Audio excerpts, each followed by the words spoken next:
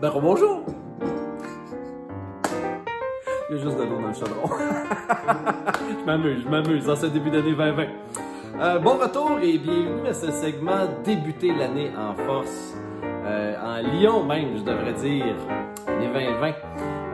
J'avais très hâte de vous présenter ce petit segment-là parce que c'est un rituel que je fais littéralement à chaque année. En fait, c'est une partie du rituel parce qu'il est un petit peu plus élaboré que ça, mais je trouve que c'est la base et j'avais vraiment envie aujourd'hui de vous présenter ça. En fait, c'est une série de questions que je vais vous présenter aujourd'hui. 21 questions que j'appelle bilan et intention. Alors donc, bilan dans ce cas-ci, ce serait bilan 2019 et intention pour 2020. Donc, qu'est-ce que vous avez appris? Qu'est-ce qui s'est passé en 2019 et qu'est-ce que vous voulez préparer, mettre en place pour 2020? Puis c'est sûr que c'est toujours bien de s'arrêter et d'y réfléchir, mais en mon sens, je pense que ce qui détermine vraiment la qualité de notre vie, c'est bien souvent la qualité des questions qu'on se pose. Ça, si vous ne le saviez pas, vraiment, c'est un must. Vous pouvez même approfondir votre connaissance à ce sujet-là, mais de bien ficeler ces questions, ça aide à aligner le cerveau dans une direction qui est optimale. Parce que rappelez-vous une chose, hein, vous avez la machine la plus performante entre vos deux oreilles. Ça s'appelle un cerveau. Ça sert vos idées. et donc, le cerveau, il est là pour vous aider à percevoir ce que vous cherchez. Mais donc, d'abord et avant tout, il faut clarifier ce que vous cherchez. Et ça, bien souvent, ça passe par l'entremise des questions, qui est un processus qu'on a constamment tous les jours de notre vie. En fait, quand on y pense, réfléchir, c'est l'art de se poser des questions. Et selon les études statistiques, l'être humain a environ 60 000 pensées qui traversent son esprit à chaque jour en état d'éveil. Pensez-y 2 secondes. 60 000 pensées par jour en état d'éveil. Ça, c'est littéralement une pensée par seconde. C'est énormissime. Alors, quand on y pense, une pensée, c'est quoi? C'est une question qu'on se pose.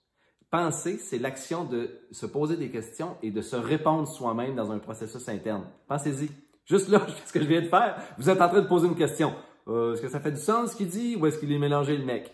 Alors donc, on est constamment en train de se poser des questions et à partir du moment où on réalise et on comprend que quand on se pose des questions optimales, ça peut littéralement changer notre alignement, bien alors on peut changer justement littéralement notre alignement en se posant des questions qui vont faire une différence importante dans notre vie de par leur qualité.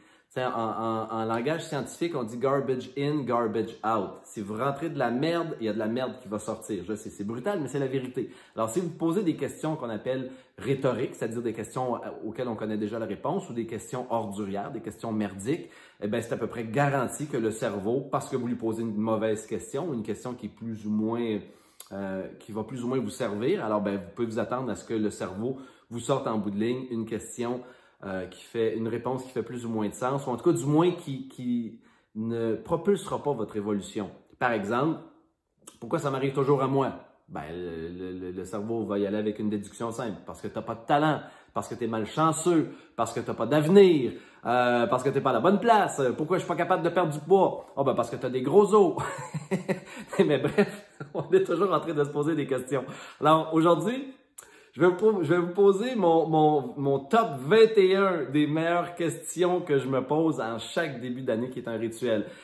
Une chose qui est importante de savoir pour la balance du petit vidéo qu'on fait ensemble, c'est que vous avez 2 manières de faire aujourd'hui. Je ne sais pas dans quel contexte vous allez écouter cette vidéo-là, mais vous avez donc 2 options. La première, c'est que vous pouvez l'écouter d'un coup, ou encore, vous pouvez, au fur et à mesure que je vais vous poser ces questions-là, je vais élaborer un petit peu pour certaines, au fur et à mesure que je vais vous poser ces questions-là, ben, vous pouvez tout simplement appuyer sur pause, écrire, répondre. Ne faites surtout pas l'erreur de répondre dans votre tête. C'est essentiel de coucher sur papier. Parce qu'à partir du moment où on s'implique dans le processus à un niveau qui est très, je voudrais pas dire réel, parce que c'est toujours réel même quand on y pense. Toutefois, quand on passe dans l'écriture, ça devient davantage concret. Ça arrête de flotter dans les airs parce qu'on peut dire, oui, je vais faire l'exercice, je vais y réfléchir, je vais y penser. Ouais, mais 21 questions, 21 réponses élaborées, tu ne peux pas te rappeler de tout.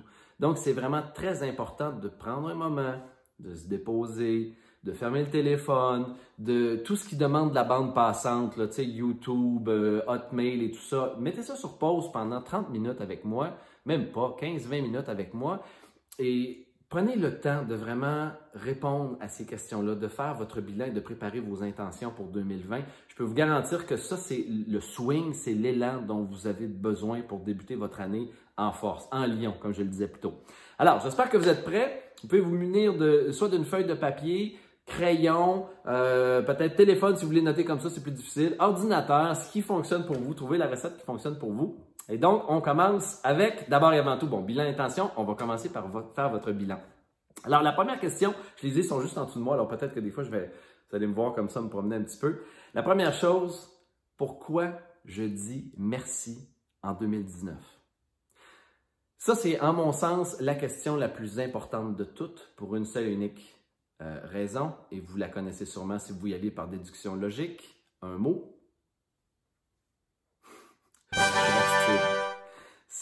Pour moi, la gratitude, c'est un concept qui est un peu...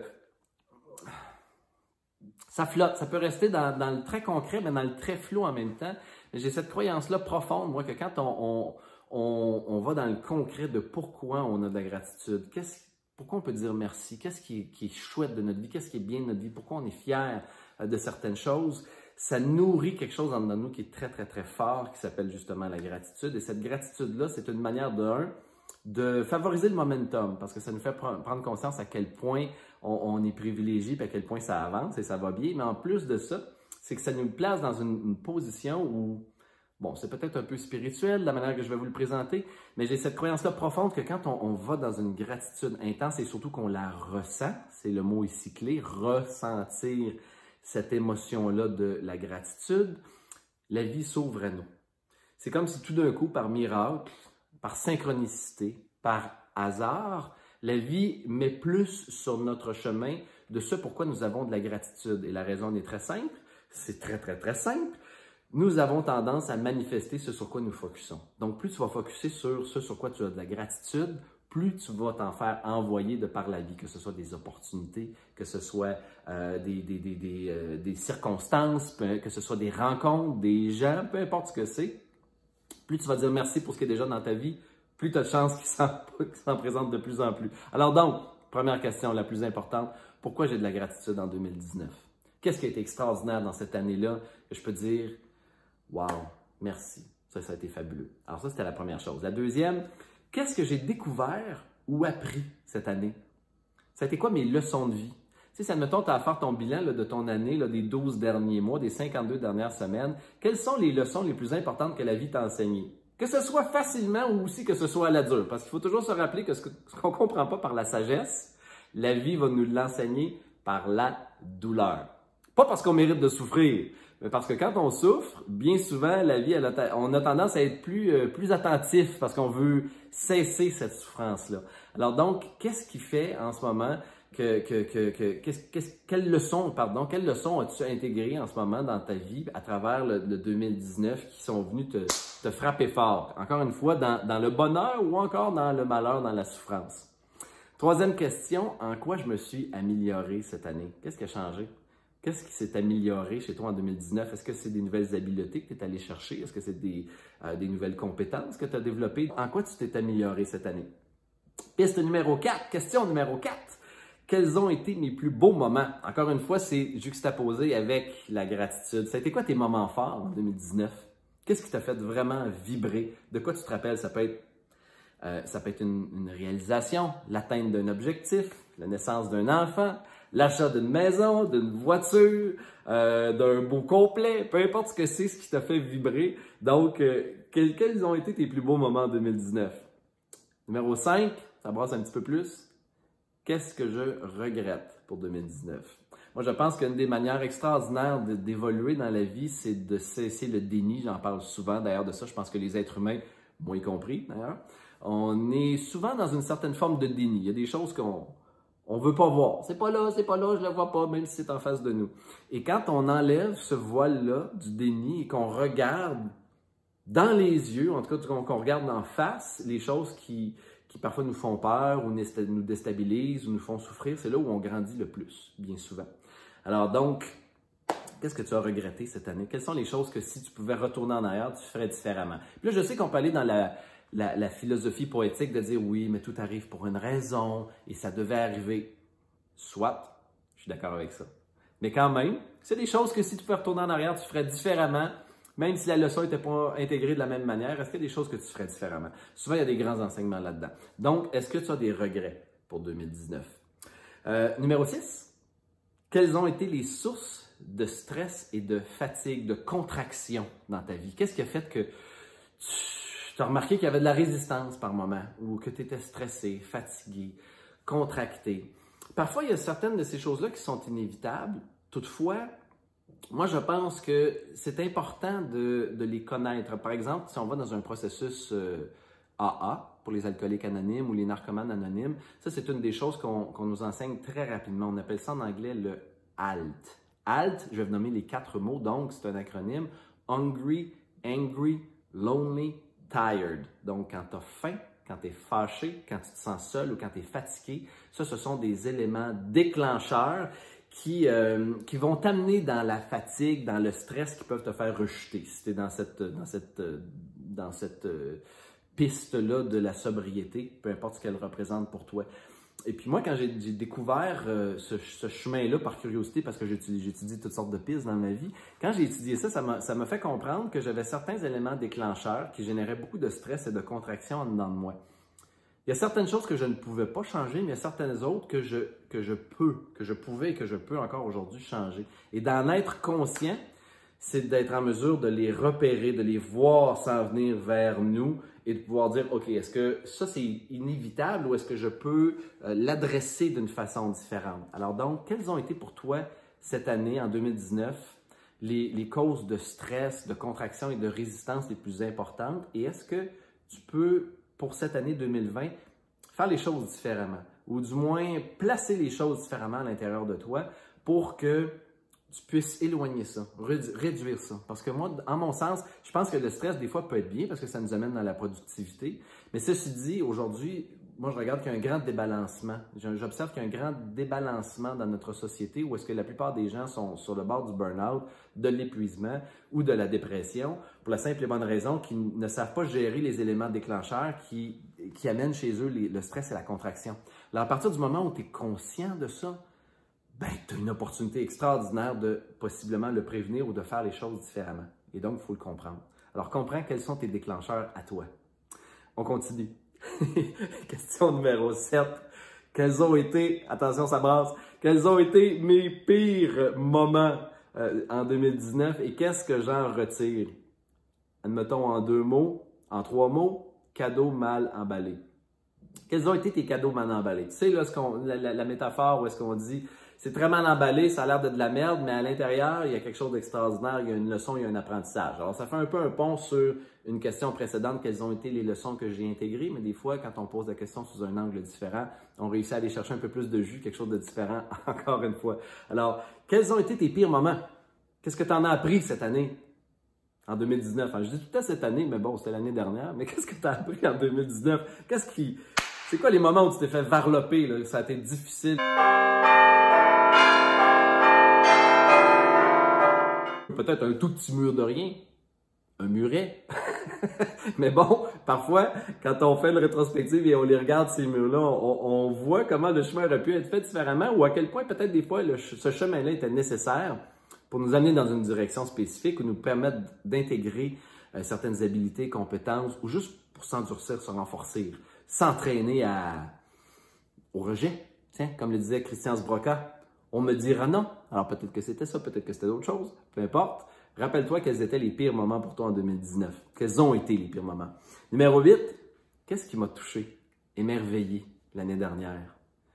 Quelles ont été ces choses-là que tu as pris un moment pour juste les contempler, les ressentir, connecter avec? Peu importe que ce soit la nature, comme je dis en arrière de chez moi, peu importe que ce soit la nature, tes enfants, un événement extraordinaire, un accomplissement extraordinaire, la réalisation d'un objectif qui était là depuis longtemps et qui s'est réalisé en 2019, peu importe ce que c'est, quels ont été ces moments-là ou ces choses-là où tu t'es arrêté, où tu as contemplé, où ça t'a amené de la joie et du bonheur?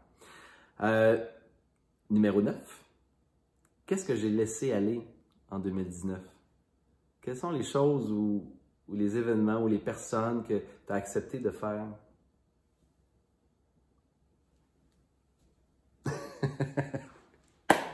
Ça a été quoi les choses que tu as laissées aller en 2019 et qui t'ont, c'est drôle peut-être ironiquement ou paradoxalement, en les laissant aller que ça t'a apporté d'autres choses? Parce qu'évidemment, pour accueillir dans notre vie, parfois il faut faire de la place. Puis quand notre vie elle est obstruée ou elle est remplie de toutes sortes de trucs, ben il n'y a plus de place. Alors s'il n'y a plus de place, il n'y a plus de place, on ne peut plus en ajouter. Et quand on laisse partir ou on lâche prise sur certaines choses, ça fait de la place. Ça crée de l'espace dans notre vie. Et cet espace-là, eh bien, l'univers a horreur du vide. Hein? Alors, à partir du moment où on crée cet espace-là, oh, des fois, il y a quelque chose de nouveau qui arrive. Une opportunité, une rencontre, une personne, des événements, des circonstances, peu importe. Alors, quelles sont ces choses-là que tu as laissées aller en 2019? Numéro 10, quels ont été mes questionnements en 2019? C'était quoi tes grands questionnements existentiels? Ou si ce n'était pas existentiel, juste les choses qui revenaient, qui étaient récurrentes. Si on parle de questions, quelles étaient les questions qui revenaient encore et encore et encore dans ta tête? Et ça, c'est très important de, je pense, les actualiser et les mettre à jour. Parce qu'il faut se poser la question, est-ce que mes questionnements m'ont aidé à aller dans un alignement qui était productif, efficace, rentable, qui m'a amené de la joie, du bonheur, du bien-être, de la légèreté, de la paix, de la quiétude? Ou est-ce qu'au contraire, mes questionnements m'amenaient dans une contraction, dans une résistance à ce qui était, à une fermeture à ce qui était? Ça, c'est toujours un choix conscient, mais ce choix-là conscient, ça passe d'abord et avant tout par la compréhension. Si tu ne comprends pas, si tu ne vois pas aller dans tes questionnements intérieurs, parce que bien souvent, c'est quasiment au niveau inconscient, on n'y pense pas trop, puis on se pose des questions, on est dans une boucle infernale qui ne s'arrête pas. Prends un moment. À quoi je pensais le plus en 2019? Ça a été quoi mes plus grandes questions? Est-ce que j'ai trouvé des réponses? Alors donc, tes questionnements. Numéro 11, qu'est-ce qui m'a rendu heureux en 2019? Qu'est-ce qui m'a fait du bien? Toi, qu'est-ce qui t'a rendu heureux? Qu'est-ce qui t'a fait du bien? Qu'est-ce qui t'a apaisé ou t'a fait sourire ou a mis de la joie sur ton visage? A fait en sorte que la vie était légère, elle était belle. Encore une fois, peut-être des relations, des réalisations, des objectifs que tu t'es fixés, du matériel que tu t'es acheté, peu importe ce que c'est. Qu'est-ce qui t'a rendu heureux, qui a fait ton bonheur en 2019? Numéro 12. Qui sont mes héros ou mes saints de l'année? Qui ont été les gens qui t'ont marqué en 2019? Tu sais, ces gens-là qu'on regarde avec admiration, parfois avec envie. Ça se peut. J'ai pas dit jalousie, j'ai dit envie. Envie, ça peut être sain quand c'est bien aligné, dans le sens que ça peut être un élément très motivateur, hein, parce que la plupart des êtres humains, on est tous pareils. On est poussé à bouger en raison de deux choses. La recherche du plaisir, ça c'est à peu près 25 à 30 des gens, ou l'évitement de la douleur. Ça, c'est environ 70-75 des gens. La plupart des gens sont toujours davantage propulsés pour éviter la douleur que pour aller rechercher le plaisir. Et ça, si tu veux un exemple, un bon outil, je pense, pour parer la procrastination, c'est d'utiliser les deux, la carotte et le bâton. Donc, qu'est-ce qu'il y a au bout qui va m'apporter, qui va être utile pour moi, ou qu'est-ce qu'il y a en arrière avec un bâton qui va me faire souffrir si je ne me mets pas dans l'action rapidement ou si je ne me réaligne pas. Alors donc, qui ont été mes héros et mes saints qui m'ont inspiré cette année? Qui ont été les gens qui m'ont ouvert, qui ont touché mon cœur, qui ont touché ma tête, qui ont touché mes tripes, en les observant, en les regardant, je me suis dit, wow, hey, moi aussi j'aimerais ça être là. J'en rêve, j'aimerais ça accomplir ça, j'aimerais ça faire ce qu'ils ont fait, ou je trouve ça incroyable ce qu'ils ont fait, ou ça me touche, ou ça m'émue, ou ça m'inspire, ou ça me motive. Pensez à ces personnes-là et décortiquez. Quelles ont été, dans leur grande réalisation, qu'est-ce que vous pouvez remarquer qui reste à être intégré chez vous dans votre dynamique, dans votre manière de faire? Parce qu'évidemment, si vous voulez avoir des résultats similaires, il faut faire des choses similaires à eux. Si vous voulez avoir quelque chose que vous n'avez jamais eu, il faut être prêt parfois à faire des choses que vous n'avez jamais fait, hein, comme le dit l'adage.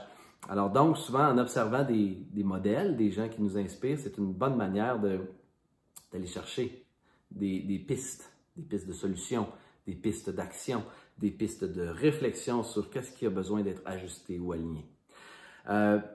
Numéro 13, quelles ont été les sources de calme, de paix et de joie dans ma vie en 2019. Bon, ça habituellement, si ça a été des sources en 2019, ça devrait être encore efficace en 2020. Puis c'est bon de les identifier parce que ça peut venir pallier le côté, justement, contraction, stress, qu'est-ce qui m'a stressé cette année? Quelles ont été mes sources de, justement, de fatigue, de résistance, de contraction? Si on va à l'opposé, quels ont été, justement, les éléments qui m'ont amené dans la joie, dans le bonheur, dans la légèreté, dans la joie, dans la quiétude?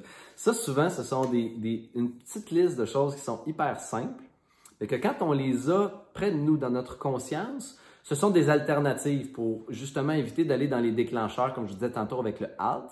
C'est-à-dire quand on a faim, on est fâché, on se sent seul, on est fatigué, plutôt que d'aller dans la direction de ces déclencheurs-là qui vont nous amener souvent dans des comportements autodestructeurs ou autosaboteurs, on peut faire le choix conscient de dire oui, mais j'ai tout ça, parce que si je fais ça, par exemple, faire du yoga ou aller courir, mieux manger, changer certaines habitudes, délaisser la cigarette, peu importe ce que c'est pour vous. Quand on le comprend, ça, ben, ça nous permet d'aller dans une autre direction. Fait que c'est juste le simple fait de faire un choix conscient. Mais ça, pour le faire, c'est toujours bon d'avoir des options pour remplacer, pour passer d'une étape à l'autre. Donc, plutôt que d'aller dans le compliqué, contracté, négatif, on va davantage dans le positif, dans la solution. Dernière question pour le bilan 2019. Quelles sont les nouvelles compétences, forces ou les nouveaux talents que j'ai développés? Là, vous pouvez voir, je suis persuadé de ça, qu'il y a des liens entre certaines des questions et c'est voulu comme ça. Parce qu'encore une fois, comme je vous l'ai dit plus tôt, dans la répétition, phrasé différemment, il y a souvent beaucoup de jus qu'on peut aller chercher. Il y a beaucoup d'infos qu'on peut aller chercher parce que le cerveau ne processe pas la question de la même manière et donc va peut-être des fois sortir une réponse différente. Alors donc, 2019, quelles ont été les compétences que tu as intégrées, que tu as développées, qui se sont installées, enracinées à l'intérieur de toi, dont tu es fier? Tu te dis « Wow, hey, j'ai réussi ça cette année, j'ai fait ça, je suis capable de faire ça. » Mais bref, donc, je vous invite à vous poser la question « Qu'est-ce que vous avez intégré en 2019? » Alors donc, sur ce, on passe maintenant à la phase suivante, la phase 2 de 2, qui est les intentions. Intention avec un S. C'est pas seulement qu'une intention, mais c'est vos intentions pour 2020. Qu'est-ce que tu veux mettre en place? Qu'est-ce que tu veux qui se matérialise, se manifeste, se crée dans ta vie en 2020? C'est là, on est dedans. Alors, ça, là, d'un, quand tu fais cet exercice-là, c'est essentiel que tu sois dans une énergie ultra dynamique. Alors, si tu te lèves un matin et tu es moins dedans, si tu ne sais pas comment changer ton état, je te dirais attends. Et si tu sais comment changer ton état d'être, change-la immédiatement pour être en mesure d'avoir quelque chose qui est dans sa version optimale. Parce que si tu réponds à ces questions-là et tu es dans une énergie qui est frêle ou qui n'est pas tout à fait enracinée, les réponses ne seront pas les mêmes que si tu te sens en pleine forme, énergisé, confiant et présent. Alors, c'est très, très, très important que quand tu vas répondre aux prochaines questions, que tu sois dans un état d'être optimal. Si tu ne l'es pas en ce moment, je t'invite à prendre une pause, respirer et à faire tout ce qui doit être possible de faire pour changer ton état. Alors, on continue donc les questions 15 à 21 sur ton intention, tes intentions pour 2020. La première, fort simple. On y va général, pas trop agressif. Qu'est-ce que je me souhaite pour 2020? Qu'est-ce que je me souhaite pour 2020? Qu'est-ce que tu te souhaites? Tu sais, souvent, on souhaite aux autres à la fin de l'année, on leur souhaite, au début d'année, en fait, on leur souhaite souvent ce que l'on aimerait nous-mêmes avoir. Oh, je te souhaite le bonheur, je te souhaite la santé, des trucs généraux. Mais des fois aussi, moi, je pense que souvent, on souhaite ce que nous, on aimerait avoir. Alors, plutôt que de le souhaiter aux autres, toi, personnellement, qu'est-ce que tu te souhaites pour cette année? Tant en termes de réalisation, que d'état d'être, que d'émotions que tu souhaites vivre, ou peut-être d'aventures que tu souhaites vivre aussi à travers, justement, cette grande aventure-là qu'est la famille NL. Qu'est-ce que tu te souhaites cette année? 2020, ça va être quoi? Ça va être à propos de quoi? Alors ça, c'est la première question. La deuxième, qu'est-ce que je veux laisser aller en 2020? On a parlé de 2019, mais là, pour 2020, c'est quoi la prochaine étape pour toi? Qu'est-ce que tu as besoin de laisser aller pour faire de la place pour ce que tu veux vraiment? Parce qu'il y a toujours un prix. Dans la vie, c'est comme ça. En fait, pas toujours, mais presque toujours, je pense, de ma perspective. Tu peux pas avoir le beurre, l'argent du beurre puis le cul de la crémière. Oh, c'est un peu, hein? Ouh, ça graffine. Mais quand même, c'est la vérité. Ça se peut, c'est pas impossible, mais la plupart du temps, de mes observations, ça demande un petit peu de... Il faut que tu sois conscient qu'il y a un prix à payer pour avoir ce que tu veux. Alors donc, qu'est-ce que tu es prêt à laisser aller? Peut-être que c'est 1 heure de sommeil par jour. Peut-être que c'est une bouteille de vin par semaine.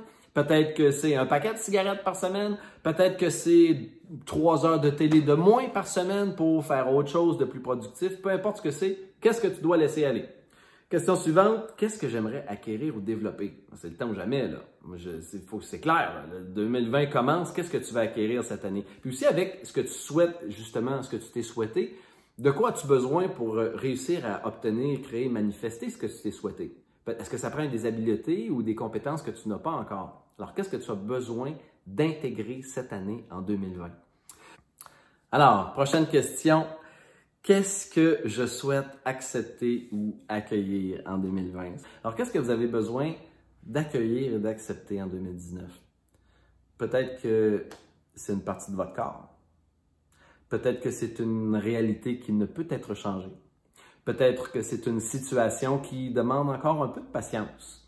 Peut-être que ce sont des circonstances accablantes ou difficiles qui vous ont affligé et que vous en êtes à un moment où vous dites « je ne veux plus de cette souffrance, je ne veux plus de ces difficultés dans ma vie » ou « je ne veux plus être autant affecté par ces événements ou ces personnes ou ces circonstances. » Alors donc, qu'est-ce que vous avez besoin d'accueillir et d'accepter pour 2020? Ensuite de ça, à question numéro 19, qu'est-ce que je souhaite transformer ou transcender en 2020? Puis ça, évidemment, ben, c'est un petit peu finalement l'étape la plus importante, je pense, de 3. C'est-à-dire que si on les met en étapes, d'abord et avant tout, on doit accueillir, pour ensuite accepter, et puis finalement, on peut transformer. Mais d'abord et avant tout, ça passe par l'accueil, l'acceptation, pour ensuite transformer et transcender. Alors pour 2020, qu'est-ce que vous avez envie de transformer? Mais de réellement transformer, là, pas juste en parler de façon poétique, mais y a-t-il quelque chose que vous avez besoin de transcender? Peut-être que c'est de pardonner à une personne qui vous a fait souffrir, qui vous a offensé, et que la rancœur et la colère que vous portez dedans de vous vous affectent, parce que ça bouffe votre énergie, ça bouffe une partie de votre bonne humeur, mais vous ne le savez pas. Alors, qu'est-ce que vous avez besoin de transcender, transformer? Peu importe ce que c'est. Si ce n'est pas le pardon, ça peut être autre chose. Ça peut être votre côté procrastinateur, ça peut être votre peur de faire une présentation devant des clients potentiels, ça peut être ça peut être une peur de parler en public, ça peut être la paresse de ne pas faire de sport ou d'exercice puis de laisser son corps s'affaisser progressivement à travers les années. Alors peut-être que ça a besoin d'être transformé ou transcendé cette année pour être dans un élan, un momentum qui est davantage dans justement l'énergie et l'alignement.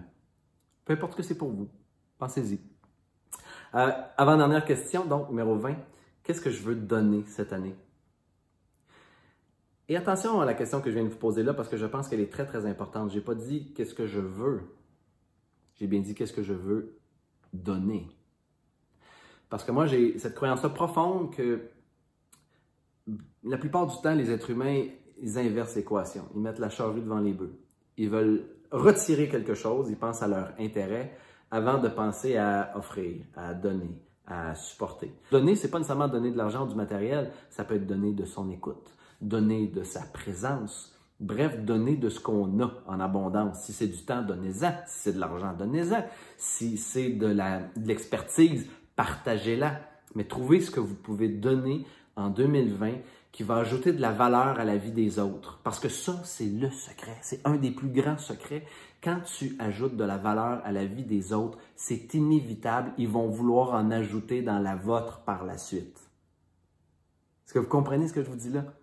Tu ajoutes de la valeur dans la vie des autres, c'est inévitable. Ils vont avoir envie, ils vont être poussés par momentum à vouloir ajouter de la valeur dans votre propre vie. Mais vous voyez comment l'échange se fait? Ça ne commence pas par « je m'accapare de quelque chose », ça commence par « je donne quelque chose ». Là, si tu ne comprends pas, je ne sais pas qu'est-ce que je peux te dire d'autre pour que tu comprennes. Alors donc, qu'est-ce que tu as envie de donner cette année, en 2020? Et pour terminer, la question numéro 21, la dernière.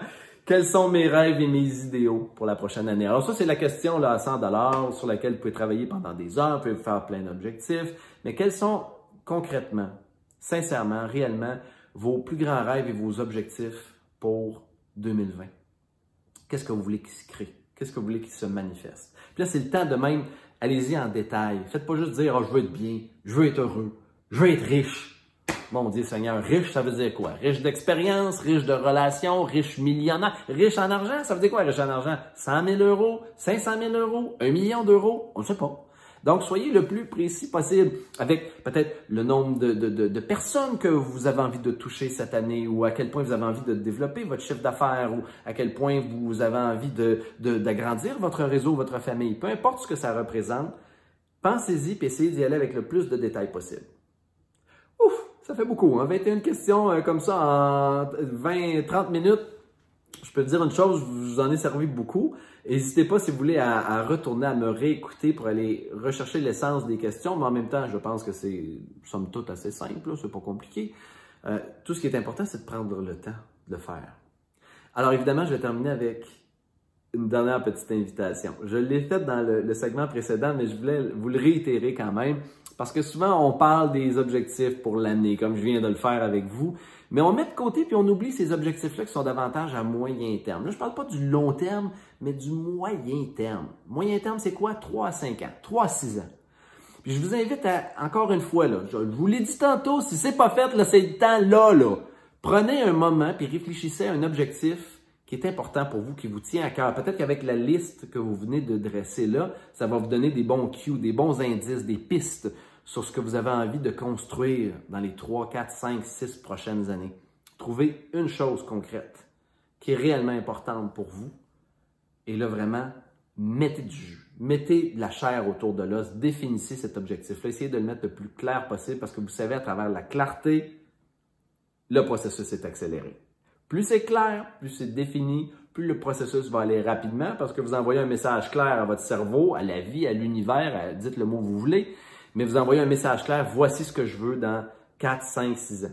Ce qui fait que ça va activer une partie de votre cerveau qu'on appelle le SAR, le système activé réticulé. Et le SAR, ce que ça fait, c'est que c'est en charge de vous faire repérer des choses dans votre environnement, des informations dans votre environnement qui peuvent contribuer à la réalisation de cet objectif-là. Puis là, je le dis à moyen terme, mais ça peut être à court terme aussi. Ça peut être en amour, je l'enseigne aux célibataires. Ça peut être en union, je l'enseigne aux gens qui sont justement en couple. Ça peut être en business, ça peut être en santé. Peu importe ce que c'est, quand vous clarifiez clairement ce que vous voulez, il y a une partie de votre cerveau qui s'appelle le SAR, le système activé réticulé, qui démarre et qui se met sur le radar pour vous permettre de percevoir des choses qui vont vous aider dans votre évolution. Je vais vous donner un exemple concret de ça. Vous allez magasiner pour une voiture, vous sortez du concessionnaire et à partir de ce moment-là, vous aviez une idée assez claire de ce que vous voulez vous acheter comme voiture, mais vous vous avez dit, je vais y réfléchir un peu. Et à partir du moment où vous sortez du concessionnaire, vous ne pouvez vous empêcher de remarquer la voiture que vous magasinez un peu partout. Pourquoi? C'est parce que votre SAR a été activé. Alors là, vous percevez quelque chose qui avant passait sans que vous en soyez réellement conscient. Parce que rappelez-vous toujours que la conscience, le cerveau, peut vous faire percevoir de 5 à 7 informations à la seconde, 5 à 7 stimuli à la seconde. Là, quand je dis des stimuli, ce sont des stimuli qui sont visuels, olfactifs, gustatifs, auditifs ou kinesthésiques avec le ressenti. 5 à 7 informations à la seconde dans un univers où il y a des millions d'informations à la seconde de disponibles, je peux vous garantir une chose, c'est quand même restreint. D'où l'importance de réellement comprendre, de savoir et d'actualiser ce que l'on souhaite vraiment. Court terme, moyen terme. Long terme, on en parlera peut-être une autre fois. Alors là-dessus, j'ai terminé. Je vous ai proposé toutes mes meilleures questions, mes 21 meilleures questions que j'appelle le bilan et intention pour l'année. Alors, vous avez entre vos mains, je pense, un petit bijou, une perle qui peut vous aider, donner du momentum à votre vie, créer de l'alignement aussi, puis contribuer à enrichir, donner du jus à votre vision, à ce que vous souhaitez réellement créer. Alors là-dessus, je vous dis simplement, c'est David Bernard qui est là avec vous pour une chose. D'un, parce que je vous aime à distance, mais que je vous aime et que ça me fait plaisir d'être avec vous. Je me sens très privilégié de pouvoir connecter comme ça à distance en direct du Québec. Et de deux, je vous dis, prenez un moment, faites cet exercice si ce n'est pas déjà fait. Ça va réellement donner beaucoup de richesse à votre vie pour 2020. Je vous souhaite une année qui va être à la hauteur de vos rêves les plus grandioses, les plus fous aussi. J'espère que la vie va vous surprendre cette année. J'espère que la vie va vous étonner. J'espère aussi que vous allez vous surprendre vous-même parce que je pense qu'il n'y a rien de plus extraordinaire que de réussir à s'étonner soi-même, de dire « Wow! Je peux pas croire que j'ai réussi à faire ça. Je peux pas croire que j'ai concrétisé ça. Je peux pas croire que j'ai atteint cet objectif-là. C'est donc bien magnifique. Quand on touche à ces moments-là, je pense que c'est des moments de grâce où réellement la vie nous dévoile sa saveur, ses saveurs et le plus beau de ce qu'elle a à offrir. Alors, mes chers amis, jusqu'à notre prochaine rencontre en réel, je vous dis bonne année, soyez heureux et on se reparle bientôt. Salut!